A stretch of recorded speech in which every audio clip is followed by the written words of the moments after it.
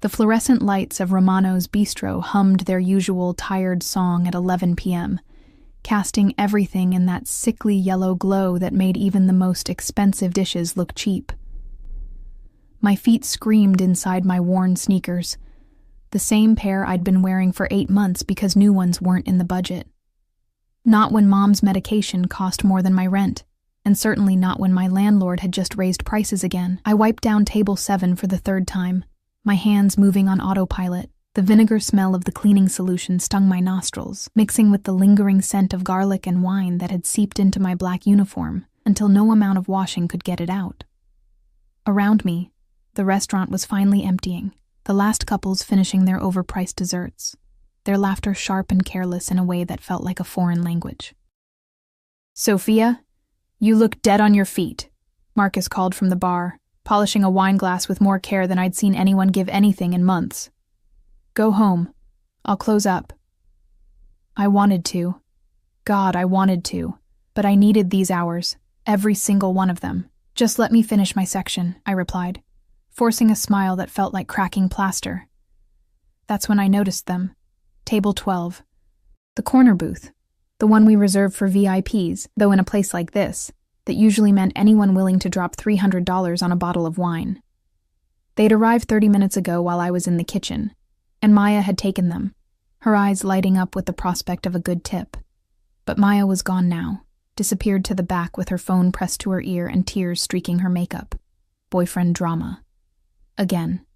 Which meant table 12 was mine. I grabbed a water pitcher and approached, my practiced server's smile already in place, my mind already calculating the check and the potential tip. But as I got closer, my steps faltered. The woman sat facing me, and she was stunning in that effortless way that comes with money and time and genetics that don't quit. Designer dress. I recognized it from a magazine I'd flipped through at the dentist's office, something Italian and worth more than I made in 6 months. Her dark hair fell in perfect waves, and diamonds glittered at her throat, her wrists, her fingers. But it was the man beside her who made my breath catch. He sat with his back partially to me, but even from this angle, I could see the sharp cut of his suit, charcoal gray and tailored so precisely it looked painted on. His hand rested on the table, and I noticed the watch, something sleek and silver that probably cost more than a car. No, scratch that. More than a house. The scent reached me before I reached them. Expensive cologne, cedar and something darker, mixed with the woman's perfume, sweet and cloying. I filled the water glasses, my hand steady despite the exhaustion pulling at my bones. The woman didn't glance at me. Most of them never did. To people like her, servers were furniture that occasionally moved and spoke. But then I heard it. Her laugh, too loud, too bright, laced with wine and something else. Cruelty, maybe. Not like he'll ever find out. He's too busy playing king of his little empire to notice what his wife does. The man beside her chuckled, low and conspiratorial. His hand slid across the table, covering hers. I should have walked away, should have returned to the kitchen and let them finish their affair, because that's clearly what this was. In peace, but I'd always had terrible timing. As I turned, my elbow caught the edge of the water pitcher. Everything happened in slow motion and too fast all at once. The pitcher tipped. Water cascaded across the table, flooding over the pristine white tablecloth, soaking the breadbasket, and, horror of all horrors, splashing directly onto the woman's lap. She shrieked, literally shrieked, her chair scraping back as she jumped up, water streaming down her designer dress. "You stupid, clumsy!" Her hand flew up, and I flinched, expecting the slap I'd received once before from another angry customer. But it never came. Enough. The word was quiet, almost soft, but it cut through the woman's rage like a blade through silk. I turned toward the sound and found myself looking at a third person I hadn't noticed, a man seated at the far end of the booth, almost hidden in the shadows. He stood now, unfolding from his seat with the kind of grace that spoke of absolute confidence, absolute control. My heart stopped. He was tall, broad-shouldered, wearing a black suit that made the other man's look like a rental, dark hair, touched with gray at the temples, strong jaw, sharp cheekbones, but it was his eyes that pinned me in place. dark, almost black, assessing me with an intensity that made my skin prickle with awareness. Behind him, I noticed two other men materialize from somewhere, both built like brick walls, wearing identical dark suits and expressions that promised violence. "I'm so sorry," I stammered, grabbing napkins, my hands shaking now as adrenaline dumped into my system. "I didn't mean... I'll get towels, Who is he?" the man in black asked, his voice still soft, still dangerous. I blinked. What?" "Your boss. Who owns this restaurant?" "Mr. Romano. But he's not here tonight." The woman finally found her voice again, shrill with indignation. "Do you have any idea who I am? Do you know what... Isabella?" The man's eyes never left mine. "Go to the car. Lorenzo will take you home." "But Dante, Now!" She went. The other man scrambled after her. One of the bodyguards followed, leaving me alone with this stranger whose name was apparently Dante, and whose presence felt like standing too close to a live wire. He pulled out his wallet, black leather, understated, and extracted several bills. Hundreds. Multiple hundreds. He placed them on the wet table with the kind of care that suggested the amount meant nothing to him. "For the inconvenience," he said. Then his eyes found mine again, holding them for a beat too long. "And for what you heard," my mouth went dry. I didn't hear anything. Something that might have been amusement flickered across his face. "You're a terrible liar." "I'm a professional server," I said, finding some kernel of courage I didn't know I still possessed. "I don't hear, see, or remember anything that happens at my tables." "Smart girl." He moved past me, close enough that I caught his scent again. Cedar, leather, and something that smelled like danger and dark promises. "What's your name?" "Sophia." He paused at the edge of the booth. "Sophia," he repeated, like he was testing how it felt in his mouth. "Be more careful, Sophia. Accidents can be dangerous. It wasn't a threat. Or maybe it was. I couldn't tell." He walked away, his remaining guard following 3 steps behind, and I stood there in the middle of my section, water still dripping from the table onto the floor, my heart hammering against my ribs. I didn't know then that I'd just witnessed the beginning of my end, that the woman in the designer dress was about to destroy my life without even knowing my name, that the man in the black suit, Dante with his quiet danger and watchful eyes, would become either my salvation or my damnation. I just knew that something had shifted, like a stone had been dropped into still water, and the ripples were coming. Later, after we'd closed, after I'd mopped up the water and collected the money he'd left, $800, more than I made in 2 weeks, I walked home through streets that smelled of rain and exhaust. My apartment was 14 blocks away, too far when my feet hurt this much. But the bus didn't run this late and I couldn't afford Uber. The money burned in my pocket, $800. I could pay Mom's medication in advance, could get those sneakers, could breathe for just a moment, but something about it felt wrong, felt like payment for something I didn't understand yet.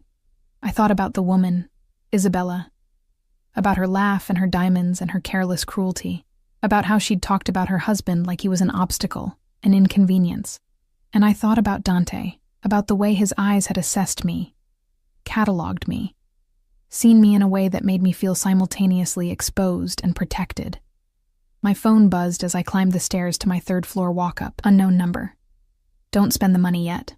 I froze, my key halfway to the lock. How did someone have my number? How did...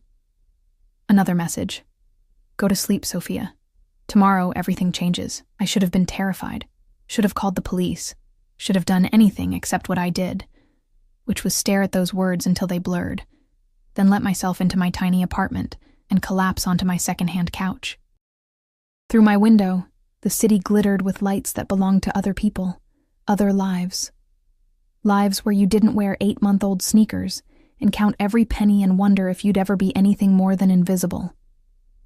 I fell asleep with my phone in my hand and woke to pounding on my door. The morning light was too bright, stabbing through my thin curtains with aggressive cheerfulness. My phone said 7 a.m., which meant I'd gotten maybe 4 hours of sleep. The pounding continued, urgent and demanding. "Sophia Chen?" A man's voice, official and cold. I stumbled to the door, still in yesterday's uniform, and peered through the peephole. 2 police officers, My stomach dropped somewhere around my knees. I opened the door with shaking hands, my mind racing through a dozen terrible possibilities. Mom. Something happened to Mom. Or maybe my landlord finally reported me for the noise complaint from Mrs. Chen downstairs, even though that had been months ago, and… Sophia Chen? The taller officer repeated. He had gray hair and tired eyes that had seen too much. Yes, that's me. We need you to come down to the station. There's been an incident. The word incident hung in the air like smoke. What kind of incident? I haven't done anything. We're not arresting you, the shorter officer said, younger, with a kinder face. We just need to ask you some questions about last night. About an event at Romano's bistro. The table, the water, Isabella and her affair, and… Dante. I need to call my mom, I said, my voice sounding far away. She'll worry if I don't check in. They waited while I grabbed my phone, my keys, my purse. I texted Mom a lie about picking up an extra shift, hating myself for it, but knowing the truth would only make her panic. She had enough to worry about with her heart condition without adding police stations to the list. The ride downtown happened in a blur. They put me in an interview room, not a cell, they emphasized, just a room, with fluorescent lights that made my exhaustion feel like a physical weight pressing down on my skull. The walls were beige, scuffed, decorated with nothing except a mirror that I knew was a window on the other side. I'd watched enough crime shows to know what that meant. Detective Morris introduced himself with a handshake that was surprisingly gentle. He was maybe 50, with dark skin, graying beard, and an expression that somehow managed to be both stern and sympathetic. You're not in trouble, Miss Chen, he said, settling into the chair across from me. We just need to understand what you saw last night. I didn't see anything, I said automatically, remembering Dante's words, for what you heard. You were working table 12, is that correct? Yes, but only at the end of the night. Maya had them initially, but she had to step away, so What time did you approach the table? I tried to remember, my exhausted brain struggling to piece together the timeline. Around 11, maybe a little after. We were closing soon. Detective Morris slid a photograph across the table. Isabella. Same perfect hair, same diamonds. But this time her face was frozen in a candid shot, unaware of the camera. Do you recognize this woman? My mouth went dry. She was at the table, the one I spilled water on. And did you hear her say anything? Anything at all about her personal life, her relationships? The temperature in the room seemed to drop 10 degrees. I don't listen to customers' private conversations. Ms. Chen, this woman was found dead this morning. The room tilted. I gripped the edge of the table, my knuckles white. What? Her name was Isabella Castellano, wife of Dante Castellano, who I'm sure you've heard of, even if you don't follow the news closely. I hadn't. But the way Detective Morris said the name, the weight he gave it, told me everything I needed to know. She was killed in her home sometime between midnight and 3 a.m. Professional hit. Very clean, very efficient. And according to our investigation, she was having an affair. My stomach churned. I don't know anything about that. You were there, Miss Chen. You heard them talking. Table 12. Isabella Castellano and Marco De Luca. He slid another photo across, the man who'd been sitting beside her. What did you hear? I thought about the $800 in my purse, about the text messages, about Dante's eyes as he'd told me accidents could be dangerous. I heard her laugh, I said carefully, and something about someone not finding out. But I was busy cleaning, Detective. I wasn't paying attention. He studied me for a long moment. Dante Castellano runs one of the largest organized crime families in the city. Has for 15 years. He's dangerous, Ms. Chen. Very dangerous. If he thinks you know something, I don't know anything. My voice came out sharper than I intended. I'm a waitress. I spilled water on a woman. Her husband paid me to forget about it. That's all. He paid you? How much? I hesitated. $800. Detective Morris's eyebrows rose. That's a lot of money for spilling water. He's rich.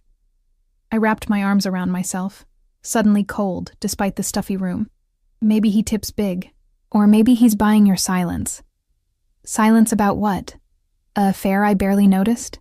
I have 10 tables a night, detective. I don't have the energy to memorize everyone's drama. He leaned back in his chair, watching me with those tired, knowing eyes. Here's what I think happened, Ms. Chen. I think you overheard Isabella Castellano confessing to her affair.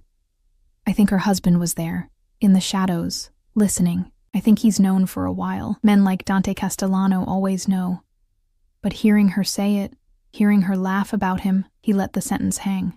You think he killed her because of what I heard? My voice cracked. That's insane. I wouldn't. I think he killed her because she betrayed him. The affair with Marco De Luca, the disrespect, the fact that she was stupid enough to conduct it in public. Detective Morris tapped the table. But you're a witness. You heard the confession. You saw them together. That makes you either very valuable or very dangerous, depending on who's asking. I want to go home. We'll have an officer drive you. But Ms. Chen, I need you to understand something. He leaned forward, his voice dropping. Dante Castellano is not a man you want noticing you. Stay away from him. If he contacts you, you call me immediately. Understand? I nodded, not trusting my voice. They drove me home in a marked car, which I knew would make the neighbors talk, which meant my landlord would hear about it, which meant another thing I'd have to explain. The officers walked me to my door, checked my apartment like they expected someone to be hiding in my closet, and left me with a card and a warning. I locked the door behind them and slid down to the floor, my back against the wood, my heart hammering. Isabella Castellano was dead. The woman whose lap I'd soaked with water, whose affair I'd accidentally witnessed, whose husband had paid me $800 to forget what I'd heard. Dead. My phone buzzed. Unknown number. Same one from last night. I stared at it for 5 long seconds before opening the message. Check your mailbox. My blood turned to ice water. I shouldn't go. I should call Detective Morris right now. Should tell him about the texts, the strange messages, the fact that someone was clearly watching me. Instead, I found myself walking down the 3 flights of stairs on legs that felt like water. My heart in my throat. The morning was bright and cold, the kind of November day that promised winter wasn't far behind. A few neighbors were out, walking dogs, heading to work, living their normal lives. My mailbox was one of a dozen built into the wall of the building's entry. I fumbled with my key, dropped it once, finally got it open. Inside was a single black envelope. Heavy paper. Expensive. The kind you used for wedding invitations or funeral announcements. My hands shook as I opened it. Inside was a credit card, all black, no numbers visible on the front, just a name embossed in silver. Sophia Chen. And a note, handwritten in sharp, elegant script, for your trouble. Use it wisely. Someone will be in touch. No signature, no explanation. I turned the card over. On the back, a phone number was written in the same handwriting. I should have thrown it away. Should have taken it straight to the police. Should have done literally anything except what I did, which was stand there in my building's entryway, holding a credit card that probably had no limit, from a man who just lost his wife under suspicious circumstances, a man who was apparently a crime lord. A man whose eyes I couldn't stop seeing every time I closed my own. Sophia? I jumped, nearly dropping the card. Mrs. Chen from downstairs stood in her doorway, her ancient pug wheezing at her feet. You okay, honey? Saw the police this morning. I'm fine, I lied, shoving the card and envelope into my pocket. Just some questions about work, nothing serious. She didn't look convinced, but she nodded, shuffling back inside with her dog. I took the stairs 2 at a time, my breath coming fast and shallow. Inside my apartment, I locked the door, checked the windows, pulled the curtains closed. The card sat on my kitchen counter, gleaming black against the chipped laminate. I should call Detective Morris. Instead, I picked up my phone and dialed the number from last night. The one that had warned me. The one that had known my name, my number, my future. It rang once. Miss Chen. A man's voice, smooth and professional. Not Dante. I trust you received the gift. Who are you? My name is Vincent. I work for Mr. Castellano. He wants to meet with you. I already met him. Last night. He wants to meet with you properly. Tonight, 8 p.m. A car will pick you up. I'm not going anywhere with... It's not a request, Miss Chen. You have something Mr. Castellano needs.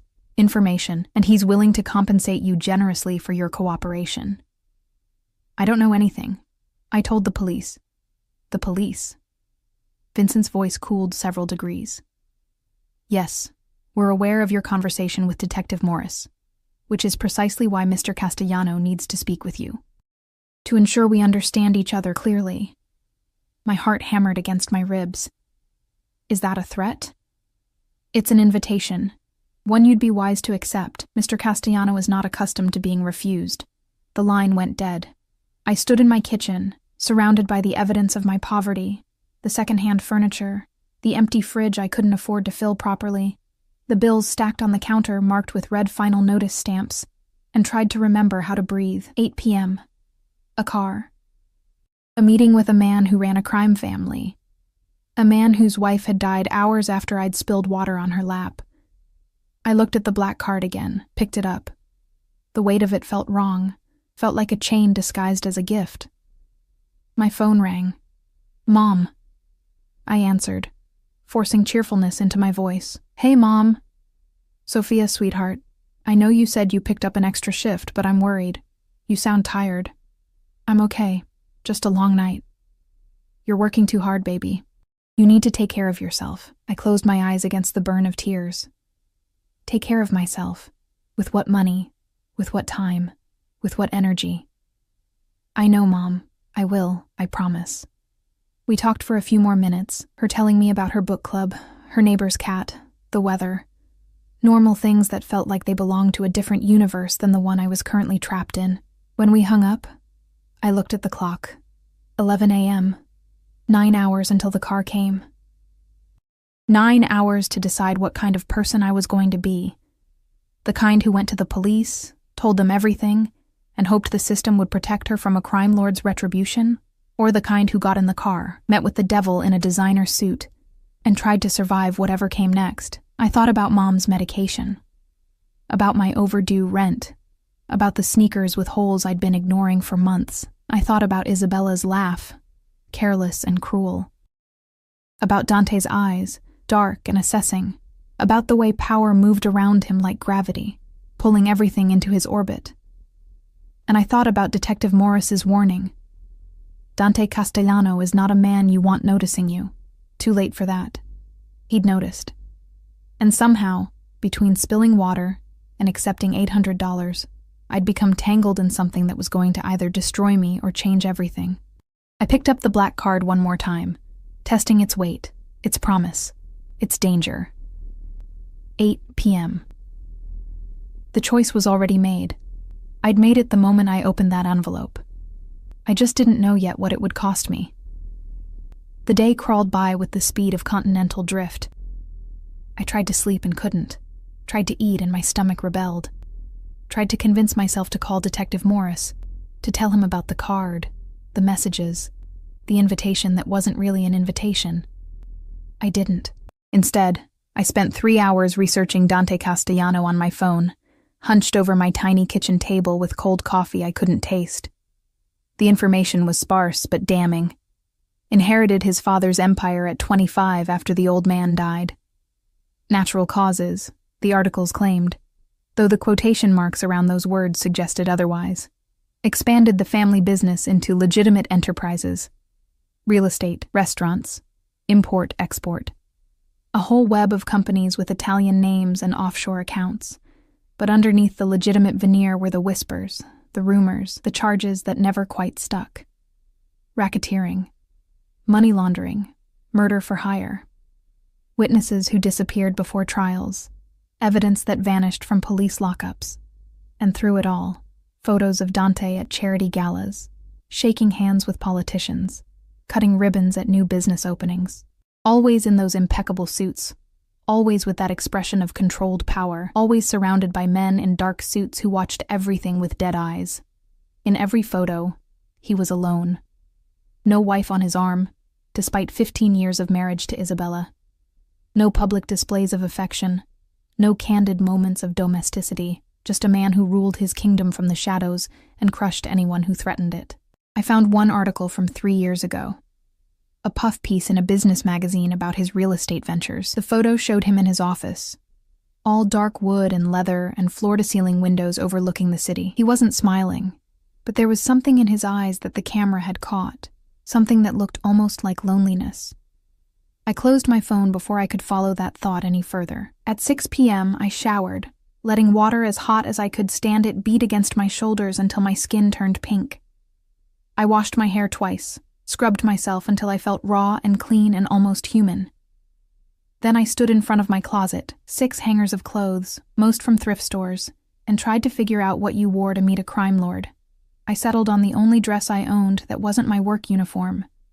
Black, simple, hitting just above my knees.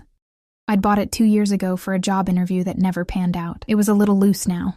I'd lost weight I couldn't afford to lose. But it was clean and professional, and didn't scream terrified waitress in over her head. I left my hair down, applied minimal makeup with hands that shook.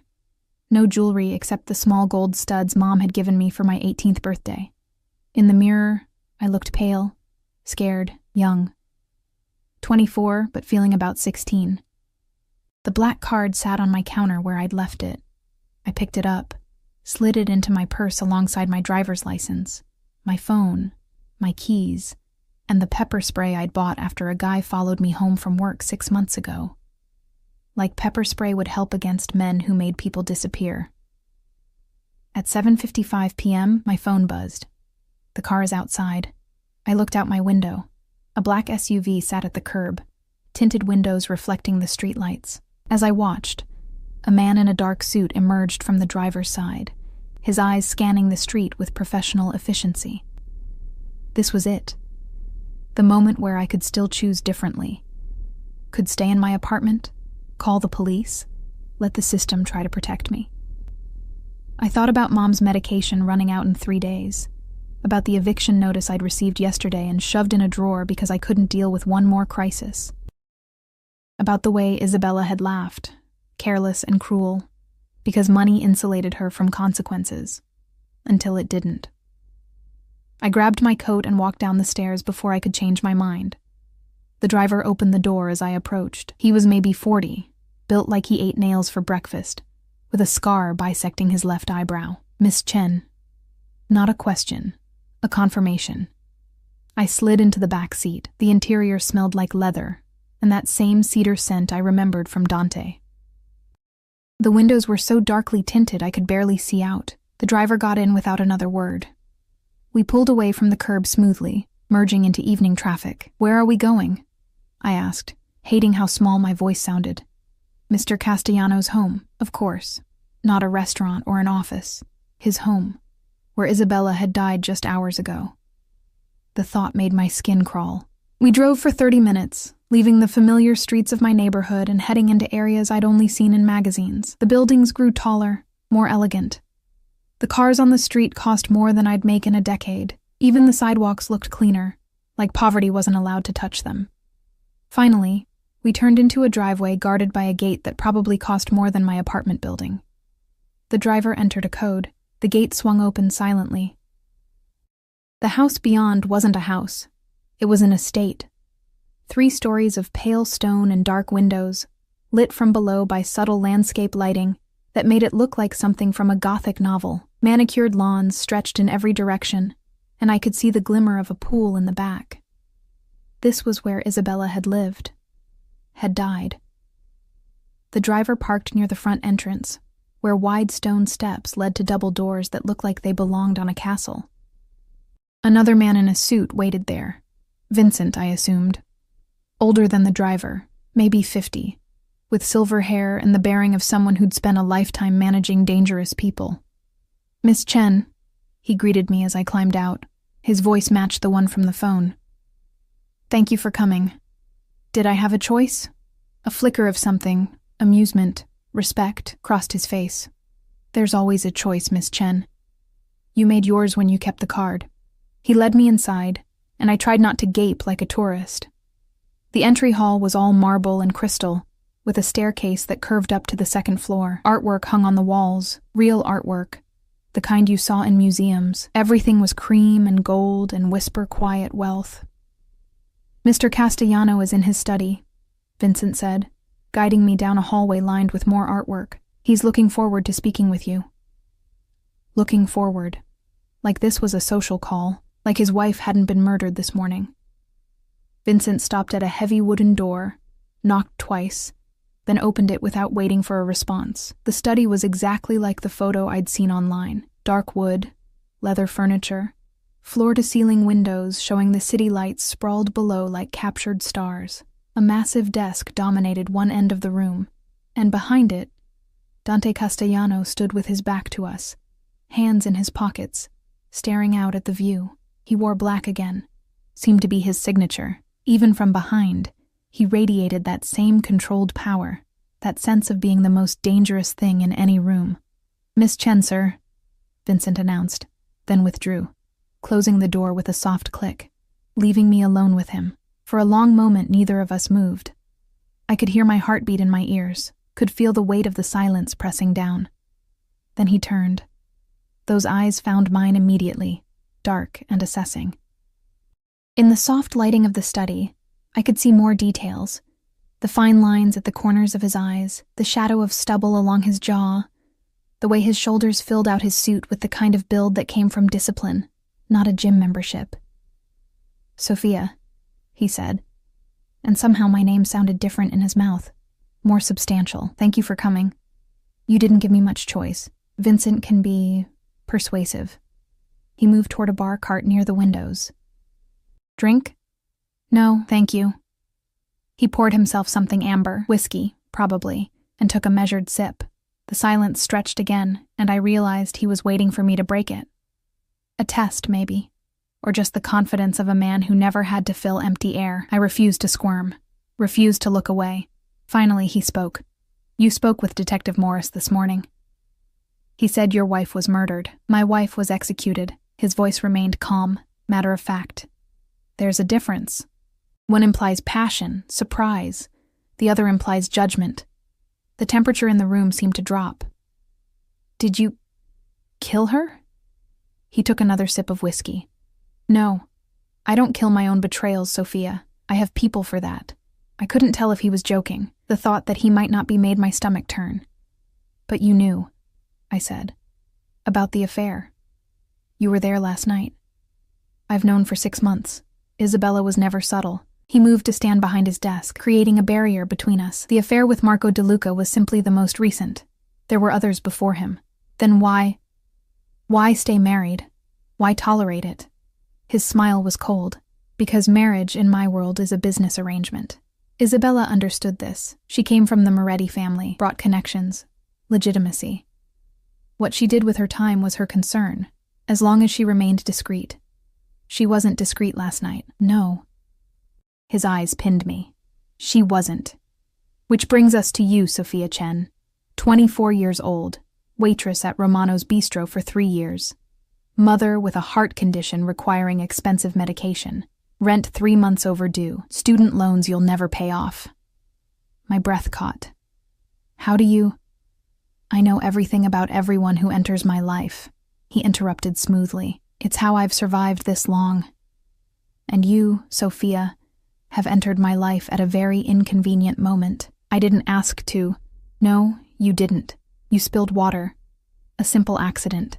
But accidents have consequences." He set down his glass with a soft clink. "You heard my wife confess to an affair. You saw her with her lover. And hours later, she was killed. The police believe I'm responsible, though they can't prove it. They also believe you're a witness, which makes you either valuable or dangerous." "I don't know anything," I said, the words automatic now. "You know she was having an affair. You know she spoke carelessly. You know I was there, in the shadows, listening." He leaned forward slightly, his hands flat on the desk. "The question is, what will you do with that knowledge?" "I'll forget it. Just like you paid me to. $800 isn't enough to buy permanent silence. Then how much is?" The question hung between us, sharp and dangerous. Dante studied me for a long moment, his expression unreadable. Then he reached into his desk drawer and pulled out a folder. He slid it across the polished surface toward me. "Come here." I moved forward on legs that felt disconnected from my body. Opened the folder. Inside were documents, medical bills, Mom's bills, with her name and diagnosis and the crushing totals that kept me up at night. My rent statements marked overdue, my student loan summary showing a balance that would take 20 years to repay, and beneath all of that, a single sheet of paper, a check made out to me. Blank amount line, just waiting for a number. "I don't understand," I whispered. "I'm offering you a choice," Dante said, his voice low and compelling. "Option 1. You take that check, fill in any amount you want, and walk away. Your mother's medical bills will be paid. Your debts will disappear. You'll never have to worry about money again. And in exchange, you forget what you heard. You tell the police nothing. You disappear from this situation entirely."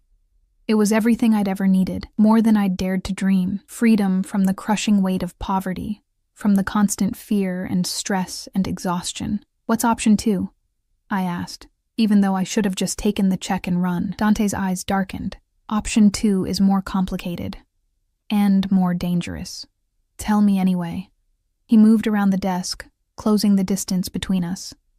I could smell his cologne again, cedar and danger. He was close enough that I had to tilt my head back to maintain eye contact. "Option 2, he said softly, "is that you stay. You work for me. I need someone the police trust, someone who appears innocent and uninvolved. Someone who can move through certain circles without attracting attention. You want me to spy for you. I want you to be my eyes and ears in places I can't go. In exchange, I'll give you everything option 1 offers, plus protection, safety, a place in my world." "Your world where people get executed for betrayal?" His hand came up, not threatening, just there. His fingers touched my chin, tilting my face up slightly. "My world where loyalty is rewarded beyond measure, where those under my protection are untouchable." I should have pulled away, should have grabbed the check and run for the door. Instead, I stood frozen, caught in those dark eyes, feeling the heat of his hand against my skin. "Why me?" I whispered. "Because you're invisible, Sophia. People like you move through the world unnoticed. You see everything and no one suspects you're looking, because you're smart enough to survive, desperate enough to be useful, and honest enough that I believe you when you say you'll keep your word." "I haven't given you my word. Not yet." His thumb brushed along my jaw, featherlight. "But you will." He was right. God help me, he was right. Because standing in his study, surrounded by evidence of his power and his ruthlessness and his absolute control, I realized something terrible.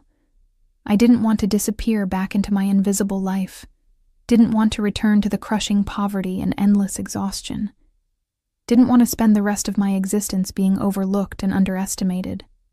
I wanted what he was offering, the danger and the protection, the money and the power. I wanted to be seen. "If I agree," I said, my voice steadier than I felt, "what happens next?" Dante's smile was slow, dangerous, satisfied.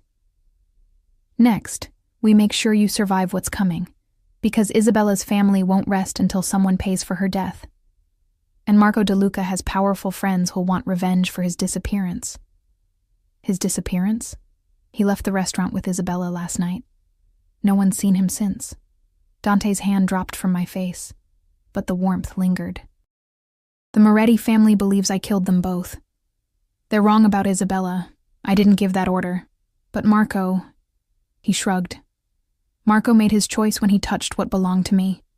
The casual admission should have terrified me. Instead, I felt something else. Something dark and electric that I didn't want to examine too closely. So you need me to help you find out who actually killed Isabella. I need you to be exactly who you are, an innocent witness who knows nothing, while secretly helping me identify the traitor in my organization who thought they could frame me for my own wife's murder." It was insane, suicidal, everything my rational brain screamed at me to refuse. I thought about Detective Morris's warning, about my mother's medication, about the black card in my purse and the check on the desk, about the way Dante was looking at me, like I was a puzzle he wanted to solve. "I'll need guarantees," I heard myself say. "Protection. Written agreements about my mother's care. Done. And I can walk away whenever I want." His eyes darkened. "We both know that's not true, Sophia. Once you're in my world, walking away becomes complicated. Then I need to know you'll keep me safe." He stepped closer again, close enough that I could feel the heat radiating from his body. "I will protect what's mine, and if you agree to this, you become mine to protect." The possessiveness in his voice should have sent me running. Instead, it sent a shiver down my spine that had nothing to do with fear. "Okay," I whispered. "Okay, I'll do it." For the first time since I'd met him, Dante smiled. Really smiled. It transformed his face, made him look younger, almost human. Almost. "Then welcome to the family, Sophia." He extended his hand. "Try not to get killed." I took his hand. His grip was firm, warm, commanding, and with that handshake I sealed my fate. Dante kept my hand in his for a beat longer than necessary, his thumb brushing across my knuckles in a gesture that felt both protective and possessive. Then he released me and moved back to his desk, all business again, the momentary warmth vanishing like it had never existed. "Vincent," he called, not raising his voice. The door opened immediately. Had he been standing there the entire time, listening?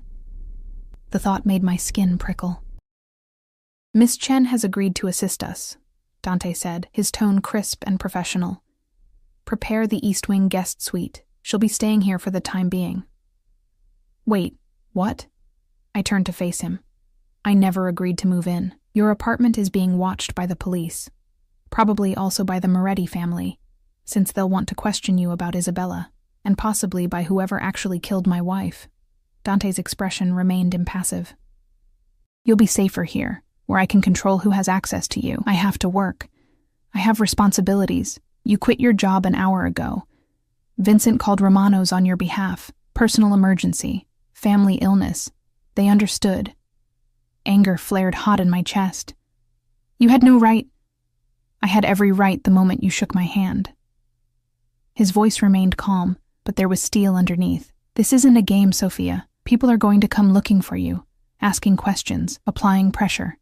If you're going to survive this, you need to be where I can protect you, where I can control the narrative. Control me, you mean? If that's what it takes." He picked up his whiskey glass, studied the amber liquid. "You're free to leave, of course. Take the check. Walk out that door. But the moment you do, you're on your own. And I promise you, the Morettis are far less patient than I am." He was right. I hated that he was right.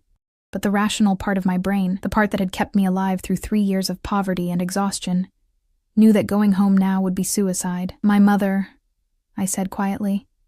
"She'll worry if I don't come home. Vincent will arrange for her care. Round-the-clock nursing, the best doctors, a comfortable facility with everything she needs." Dante's eyes met mine. "She'll be told you've taken a private nursing position that requires you to live on site. It's not far from the truth. And what am I exactly? Your nurse?" Something dangerous flickered in his expression. "You're under my protection. What that means depends entirely on how useful you prove to be." Vincent cleared his throat softly. "Sir, Detective Morris is requesting another meeting with Miss Chen tomorrow morning. He's been quite persistent." "Good." Dante set down his glass. "Tell him Miss Chen is happy to cooperate. Schedule it for 10 a.m. at the precinct. I want her wired." My blood ran cold. "Wired? You want me to record the police? I want to know what they know, what they suspect, what leverage they think they have." He moved toward me again, and I fought the urge to step back. "You're going to tell Detective Morris exactly what he wants to hear. You're a frightened witness who saw nothing, knows nothing, and just wants to go back to her normal life. You'll be convincing because it's mostly true. And the wire? Insurance. So I know you're not actually working with them against me." The implication stung. "You don't trust me." "I don't trust anyone, Sophia. It's why I'm still alive." His hand came up to my face again, this time cupping my cheek with surprising gentleness. "But I want to trust you. Show me I can." The touch sent heat through my body, unwanted and undeniable. I pulled back, needing distance, needing to think clearly. What happens after the meeting? After... Vincent will bring you back here. We'll review what the detective said, identify any threats, and plan our next move. Dante's hand dropped. In the meantime, you'll stay in the East Wing. It's comfortable, private. You'll have everything you need, except freedom. Freedom is overrated. His smile was sharp. Safety, on the other hand, is priceless. Vincent led me through the mansion, up the curved staircase, and down a long hallway lined with more artwork and antiques that probably cost more than my entire neighborhood. The East Wing was separate from the main house, connected by a glass walkway that overlooked the gardens below. Mr. Castellano values his privacy, Vincent explained as we walked. The East Wing is used for trusted guests. You'll have your own suite, bathroom, small sitting room. Meals can be delivered, or you're welcome to use the main kitchen. Am I allowed to leave? Vincent's expression remained neutral. You're not a prisoner, Miss Chen, but I would advise against wandering the grounds alone, especially at night. Security can be overzealous with strangers. Translation: leave without permission and get shot. The suite was bigger than my entire apartment. Cream walls, plush carpeting, a 4-poster bed that looked like something from a movie. French doors led to a private balcony overlooking the city. The bathroom had heated floors and a shower with 6 different heads. Your belongings are being collected from your apartment as we speak, Vincent said. They'll arrive within the hour. If you need anything else, there's an intercom by the bed. Press 3 and you'll reach the main house. He left me alone, closing the door with a soft click. I stood in the middle of the room, my heart racing, my mind spinning. What had I done? 24 hours ago, I was a waitress worrying about rent. Now I was living in a crime lord's mansion, preparing to wear a wire to a police interview, tangled in a murder I didn't commit, but couldn't escape. My phone buzzed. Unknown number. Again. Sleep well, Sophia. Tomorrow changes everything. Dante. Had to be. The man who now controlled my life, my safety, my future. I wanted to throw the phone across the room. Instead, I set it carefully on the nightstand and walked to the French doors. The city spread below like a carpet of lights, beautiful and cold, and full of people living their ordinary lives. People who didn't know the darkness that moved beneath the surface. The deals made in shadows, the lives bought and sold, the casual violence that kept empires running. I pressed my forehead against the cool glass and tried not to think about how easy it had been to say yes. How little resistance I'd put up before agreeing to enter Dante's world. How part of me, a part I didn't want to acknowledge, had been waiting for someone like him to see me, to value me, to make me matter, even if mattering meant becoming complicit in things I'd spent my life trying to avoid. A soft knock interrupted my thoughts. I opened the door to find a young woman holding several shopping bags, designer labels visible even from a distance. Mr. Castellano thought you might need some things, she said shyly. Italian accent, maybe early 20s. Clothes, toiletries. He had me guess your size. Thank you, but please. She pressed the bags into my hands. He'll be angry if you refuse, and trust me, you don't want that. She disappeared before I could respond. I set the bags on the bed and opened them one by one. Designer clothes, all in my size. How had he known? Including underwear that probably cost more than my weekly grocery budget. Expensive skincare products, makeup, perfume. Everything carefully chosen, perfectly coordinated. Everything designed to transform me from invisible waitress into something else. Someone else. Someone who belonged in his world. I should have been furious at the presumption, the control. Instead, I found myself holding up a black dress, silk probably, judging by the weight, and wondering what I'd look like wearing it, wondering what Dante would think when he saw me in it. I shoved the thought away and focused on unpacking. My own clothes arrived an hour later, looking shabby and worn next to the designer pieces. I hung them in the massive closet anyway, needing something familiar. Something that remembered who I used to be. Sleep didn't come easy. I lay in the enormous bed, surrounded by luxury I'd never imagined, and thought about Mom. Was she okay? Did she believe the story about the nursing position? Would she be safe? Would any of us be safe when this was over? Sometime after midnight, I heard voices outside. I crept to the French doors and peered out. Below, in the gardens, Dante stood with 3 men I didn't recognize. The conversation looked intense, hands gesturing sharply, bodies tense. One of the men pulled out his phone, showed Dante something. Even from this distance, I could see Dante's expression darken. He looked up suddenly, his gaze finding my window with unerring accuracy. Even in the darkness, even at this distance, I felt the weight of his attention. He said something to the men, then walked toward the house, disappearing from view. My heart hammered as I scrambled back to bed, pulling the covers up like a child hiding from monsters. But the monster didn't come. The mansion remained silent. Eventually, exhaustion dragged me under. I woke to sunrise painting the room gold, and Vincent knocking on my door. "Miss Chen, breakfast in 30 minutes. Then we prepare for your meeting with Detective Morris." The wire was smaller than I expected. A tiny microphone that attached beneath my bra strap, nearly invisible under clothing. A recording device the size of a credit card tucked into the lining of my purse. "The detective will likely sweep you for recording devices," Vincent explained, showing me how everything worked. "These are high-grade, nearly undetectable, but if he finds them, we have plausible deniability. You can claim you were recording for your own protection.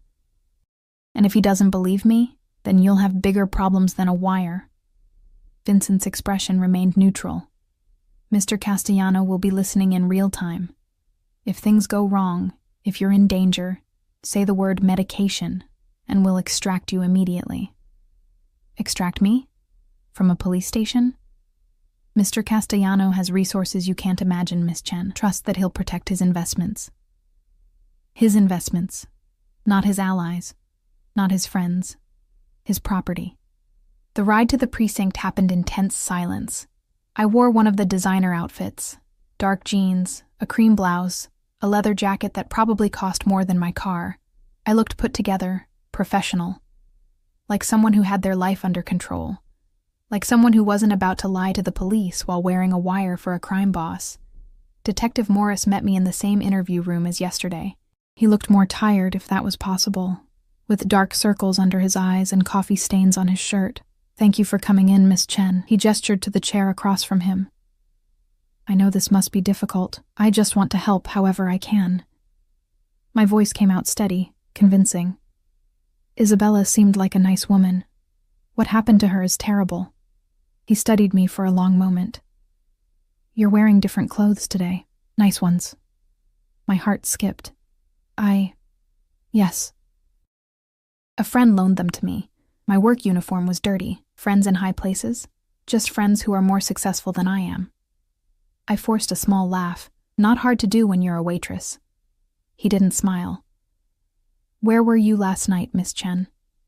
"Home. I was exhausted after everything yesterday." "Why?" "Because Marco De Luca's body was found this morning, dumped in the harbor, execution style, single bullet to the back of the head." His eyes never left my face. "You were the last person to see him and Isabella Castellano alive, besides whoever killed them." The room tilted.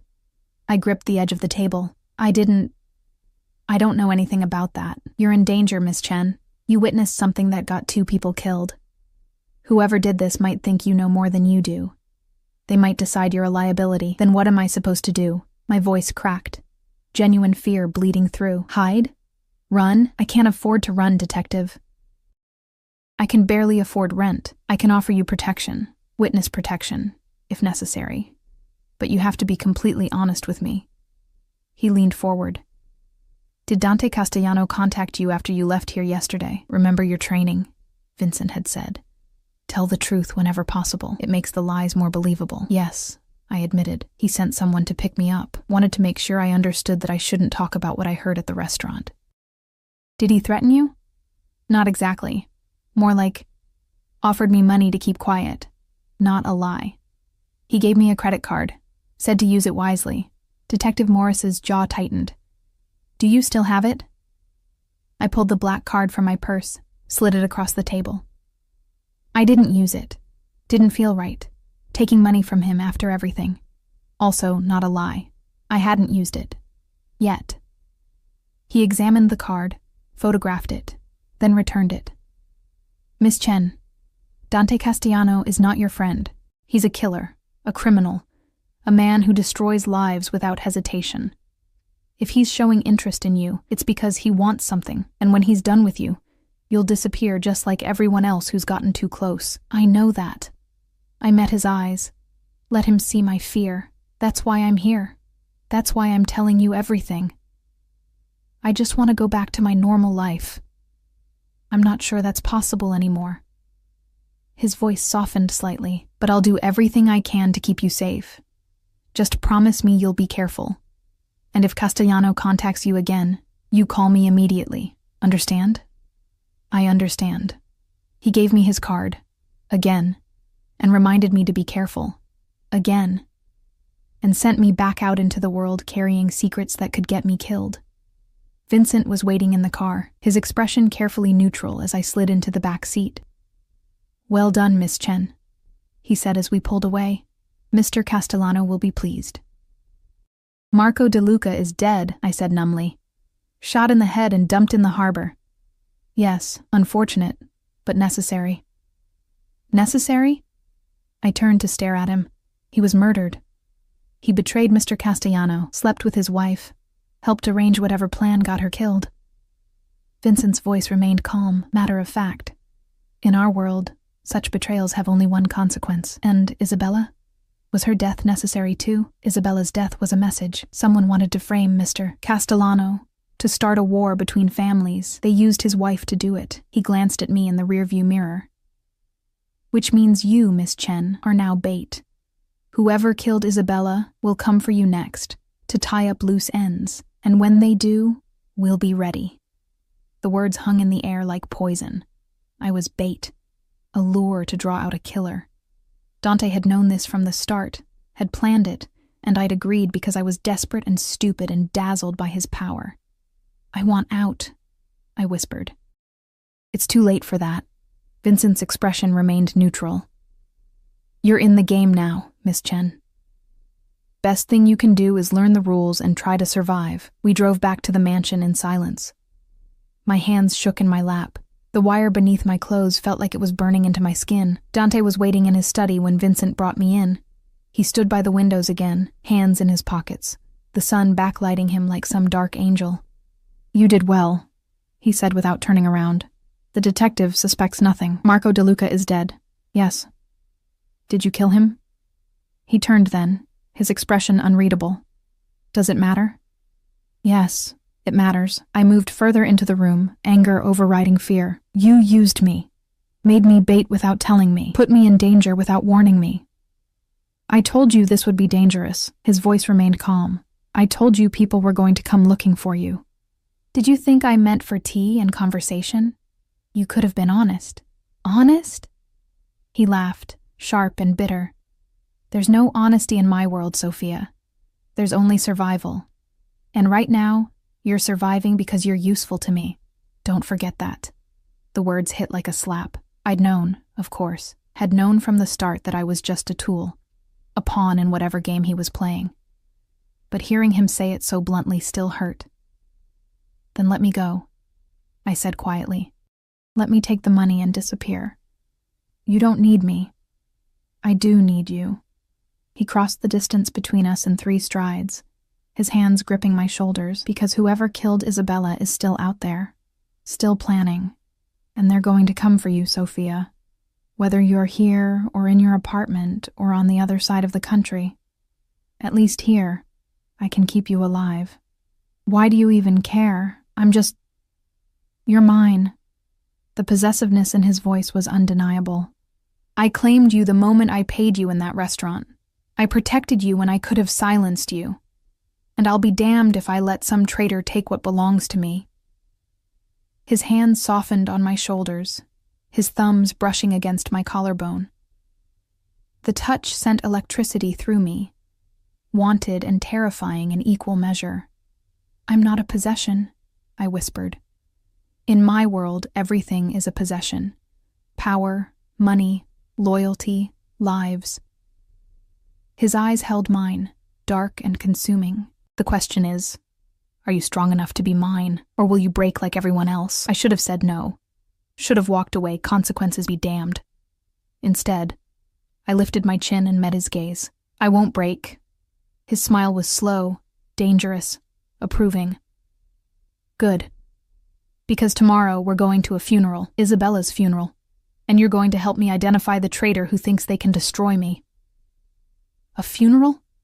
Are you insane? Probably. He released me, stepped back. But I'm also right. Killers always come to their victims' funerals. They can't resist. And when they see you there, alive and under my protection, they'll make a mistake. And if I die in the crossfire, then I'll make sure they die slower. His expression was deadly serious. But that won't happen, Sophia, because I protect what's mine, always. The funeral was held at St. Michael's Cathedral, a Gothic monster of stone and stained glass that had stood for over a century. Rain fell in sheets, turning the steps slick, and the mourners' black umbrellas into a sea of darkness. I stood beside Dante, wearing a black dress he'd provided. Appropriate, expensive, covering. His hand rested on the small of my back, possessive and protective. To anyone watching, we looked like a couple, a united front. The reality was far more complicated. The Moretti family is here, Vincent murmured from Dante's other side. Isabella's father, 3 brothers, extended family. They're watching you. I could feel their eyes like lasers, hostile, assessing, wondering who I was and why Dante Castellano had brought a stranger to his wife's funeral. Let them watch, Dante said quietly, his hand pressed more firmly against my back. Stay close to me. Don't speak to anyone unless I tell you to. Inside, the cathedral was packed. Hundreds of people, all dressed in black, all wearing carefully neutral expressions. This wasn't grief. This was politics. A showing of power, of alliances, of who stood where in the complex hierarchy of organized crime. Isabella's casket sat at the front, draped in white roses. Her photo, beautiful, smiling, alive, stood beside it on an easel. I thought about her laugh at the restaurant, her careless cruelty, her diamonds and her affair, and her complete certainty that consequences were for other people. She'd been wrong. We sat near the front, in a pew that had clearly been reserved for Dante. More eyes followed us. More whispers rippled through the crowd. The service was in Italian, which I didn't understand, but I watched the faces around us, cataloging reactions like Vincent had taught me, who cried, who didn't, who kept glancing at Dante with calculation in their eyes. An older man sat across the aisle. Isabella's father, I assumed. Silver hair, strong features hardened by decades of violence. He stared at Dante with undisguised hatred. Antonio Moretti, Dante murmured, following my gaze. Isabella's father. He blames me for her death. Did you? No. His voice was flat, final. But he doesn't believe that. After the service, we moved to the cemetery. The rain had softened to a drizzle, and the crowd gathered around the gravesite like ravens. That's when I saw him, a man standing apart from the main group, younger than most, maybe 35. Dark suit, unremarkable face, but there was something about the way he watched the proceedings, too focused, too intent. I touched Dante's arm, subtle. 10 o'clock. Dark hair, standing alone. His eyes flicked that direction, barely a glance. Luca Martinelli. Works for the Genovese family. What about him? He's not watching the casket. He's watching the crowd, like he's looking for someone. Dante's expression didn't change, but I felt his body tense beside me. Vincent, confirm Luca Martinelli's presence and find out what business he has here. Vincent melted into the crowd without a word. The burial concluded with the priest's final blessing. As people began to disperse, Antonio Moretti approached. His sons flanked him. 3 large men with their father's cold eyes. Dante. Antonio's voice was rough, accented. You have the nerve to come here, to bring your whore to my daughter's funeral. I flinched, but Dante's hand tightened on my back, keeping me still. Antonio, my condolences on your loss. Dante's tone was respectful but firm. Isabella was my wife. I had every right to be here. Your wife. Antonio spat the words. You neglected her, humiliated her, drove her into another man's arms, and then you killed her for it. I didn't kill Isabella. Someone wanted me to believe I should have. Someone wanted to start a war between our families. Dante's eyes hardened. The question is, who benefits from that war? You speak in riddles while my daughter lies in the ground. Your daughter was having an affair with Marco De Luca, Dante interrupted, his voice cutting. Did you know? Did you approve? Because Marco had connections to the Genovese family, and the Genovese would love to see our families destroy each other. Antonio's face reddened. You dare accuse— I accuse no one. Yet, Dante's gaze swept the crowd, but I will find who killed Isabella. And when I do, there won't be a hole deep enough for them to hide. Vincent reappeared at Dante's elbow. Sir, we need to leave. Now. The urgency in his voice sent adrenaline spiking through me. Dante must have heard it too, because he nodded once, then guided me away from Antonio and his sons. What's wrong? I whispered as we walked quickly toward the waiting car. Luca Martinelli left 5 minutes ago. Made a phone call first. Vincent opened the door, practically shoving me inside. We think he was reporting your presence here. The car door slammed. Dante slid in beside me, Vincent in front with the driver. We pulled away from the cemetery with controlled speed, fast enough to escape, slow enough not to attract attention. Reporting to who? I asked, my heart hammering. That's what we need to find out. Dante pulled out his phone, made a call. Sal, I need surveillance on Luca Martinelli. Everything. Phone records, bank accounts, who he's meeting with. I want to know what he had for breakfast. He paused, listening. Yes. Now. He ended the call and turned to me. His expression was unreadable, but something in his eyes had softened. Are you all right? Someone just called me a whore at a funeral, and apparently there are people watching me who want me dead, so not really. No, a ghost of a smile crossed his face. Antonio is old-fashioned. In his world, any woman with a powerful man is either property or a whore. Don't take it personally. Hard not to when he said it to my face. He's grieving, and scared. He knows I didn't kill Isabella, which means someone else did. Someone with the power to execute his daughter and frame me for it. Dante's hand found mine, his fingers lacing through mine with surprising gentleness. That terrifies him, because if they can kill Isabella, they can kill anyone. The words hung heavy in the air. We drove in silence back to the mansion. Security had been doubled. I counted at least 6 guards at the gate, more patrolling the grounds. Whatever was happening, Dante was preparing for war. Inside, he led me to his study. Vincent disappeared to coordinate whatever surveillance operation they were running on Luca Martinelli. Drink? Dante asked, moving to the bar cart. Yes, please. He poured 2 glasses of whiskey, handed me one.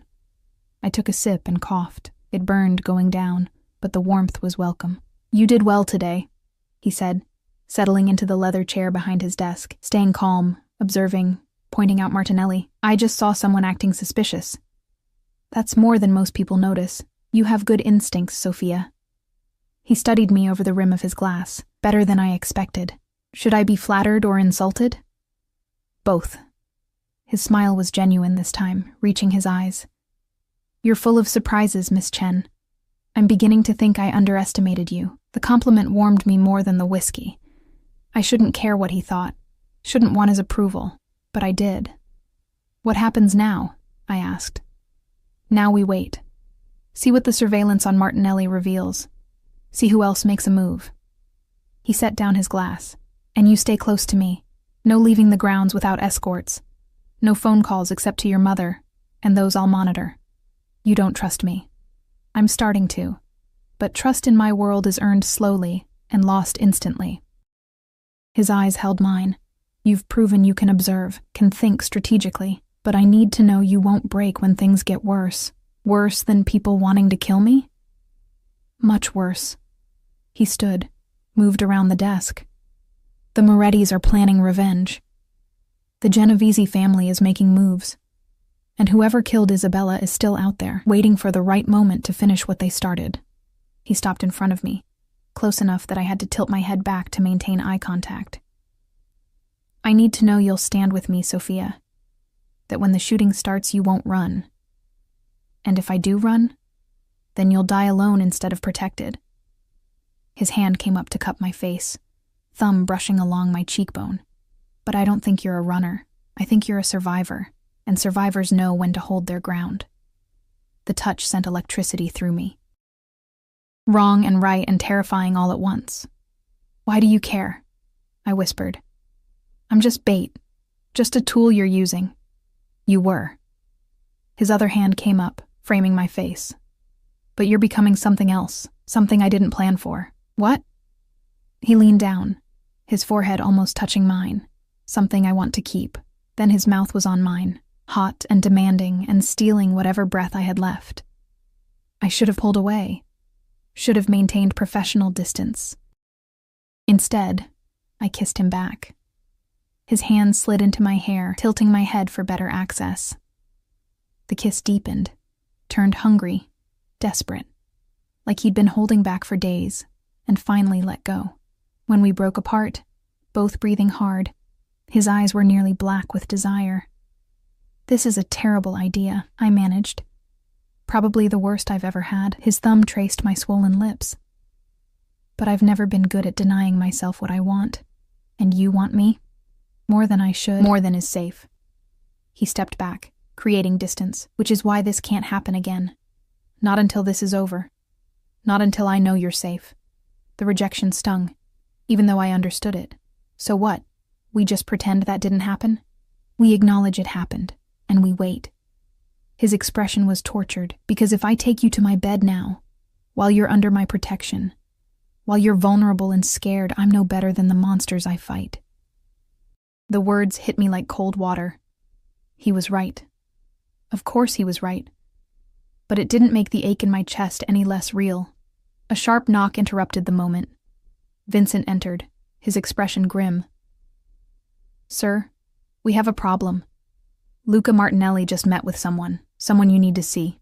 Dante's entire demeanor shifted. All business again. Show me. Vincent pulled out a tablet, brought up surveillance footage, a parking garage, time-stamped 30 minutes ago. Luca Martinelli stood talking to another man, their body language tense. The camera angle shifted, showing the second man's face. I gasped. It was Detective Morris. Your police detective is working with the Genovese family, Vincent said flatly. Has been for months, according to our sources. He's the one who convinced Isabella to be more public with her affair, knowing it would force your hand. The room spun.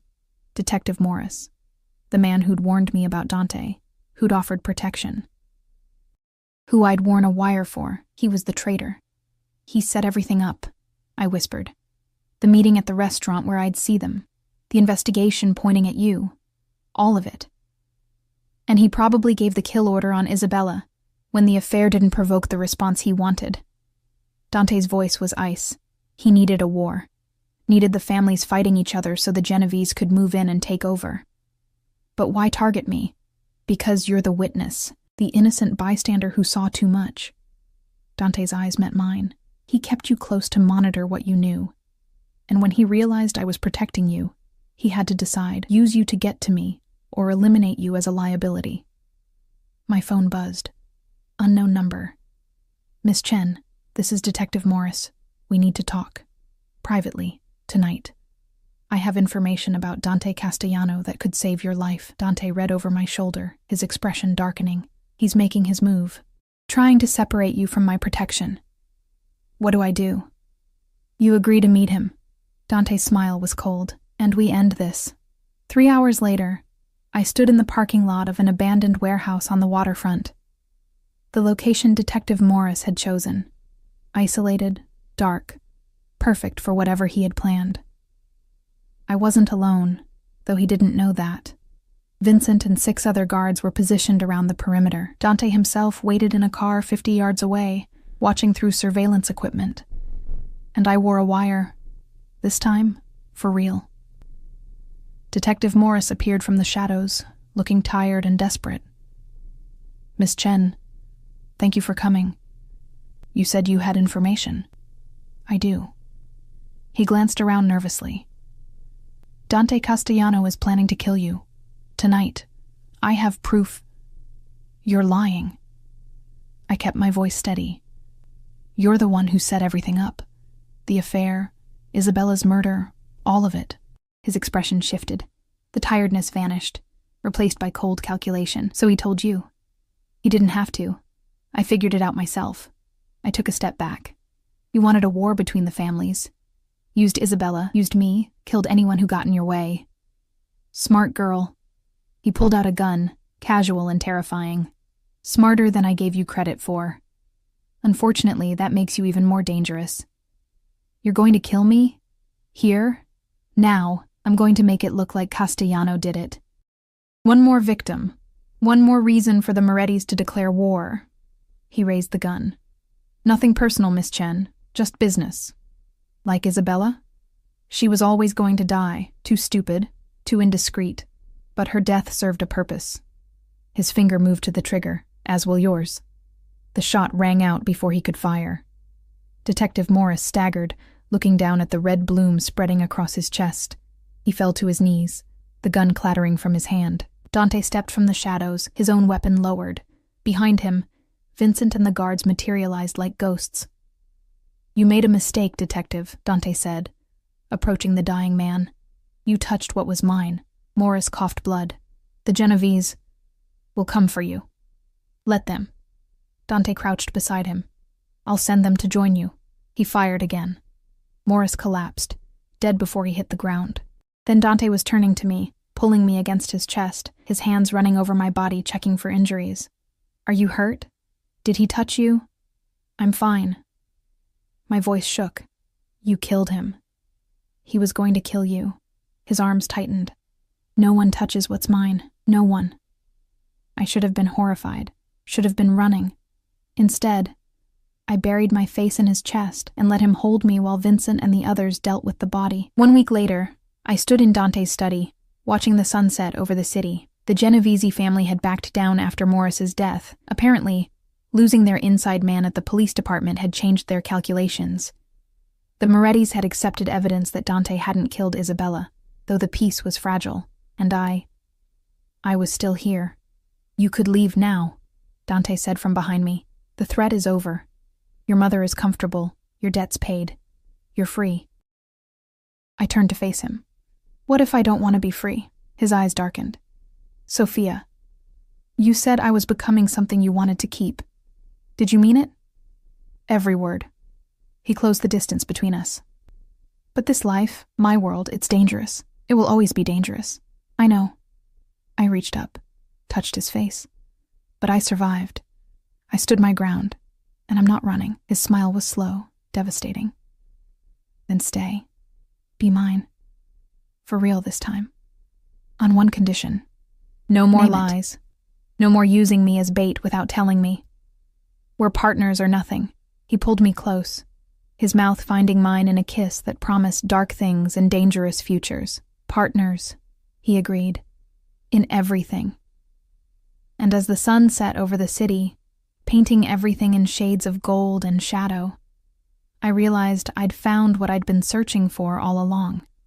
Not safety, not freedom, but someone who saw me, valued me, would burn the world down to keep me. Someone who made me matter.